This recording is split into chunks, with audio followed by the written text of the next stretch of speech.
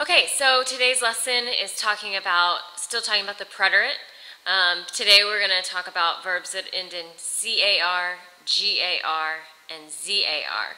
So any verb that you can think of that ends in car, gar, or zar is going to conjugate this way in the preterite. It's still considered regular preterite because it has the same endings as always, but there is going to be a spelling change that you'll see.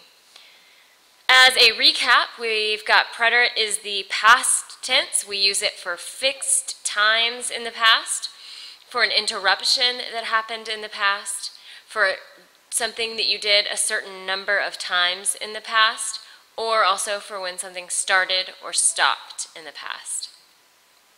These are your regular conjugations. If it's an AR verb, it's aste o, amos asteis aron.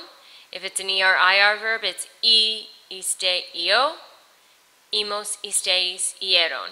Now, because we are working with car, gar, and zar verbs today, those all end in AR, so the AR endings are the ones that you really need to think about when you're listening to this lesson. So, again, those endings are aste o, amos asteis aron. Here's some examples of car, gar, zar verbs. Car verbs are buscar, to look for, pescar, to fish, sacar, to take out, llegar, to arrive, jugar, to play, and pagar, to pay. Almorzar is to eat lunch.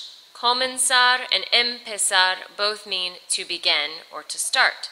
So, if we were conjugating the verb buscar, we would take off the AR and add our new endings. So when we say buscar, we want to conjugate it out to say busqué, buscaste, buscó, buscamos, buscasteis, buscaron.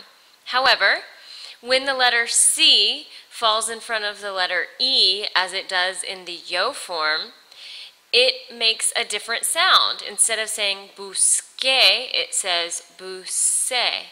But we don't want to go from the verb buscar, with that k sound, into the word busé, so we need to change the spelling. We want it to say que at the end.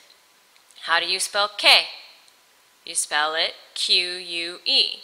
So in the yo form, that C changes to a Q-U. So from buscar, you now have busque. Only happens in the yo form. Llegar, to arrive. So when we conjugate llegar out, we want to say llegué, llegaste, llegó, llegamos, llegasteis, llegaron. However, when that G falls in front of the letter E, you've got it making the sound yehe. Same thing. You do not want to go from llegar to yehe in the yo form. So we add in a letter. Llegar, llegué. We add in a U. Okay? And that only happens in the yo form. It's the only time that that G changes its sound. Last example is comenzar, which is to begin. Comencé, comenzaste, comenzó, comenzamos, comenzasteis, comenzaron. Now this one has a spelling change in the yo form as well. It's a change that as non-native speakers you aren't going to really hear, so it's one that you kind of have to just remember. The Z is going to change to a C, comencé. And that only happens in the yo form. So, as a recap, how do car, gar, and zar verbs change? How does that spelling change? Car, gar, and zar goes to que, ge, se. Car, gar, zar, que, ge, se. Okay? Where do car, gar, and zar verbs change? In the preterite yo form only. That's the only time that they have to change, is in the yo form only. And why do they change? They change to keep that correct pronunciation. Instead of saying busé, we want to say busque. Instead of saying yehe, we want to say yege. And instead of saying comenzar, we want to say comencé, we want to say comencé. Okay?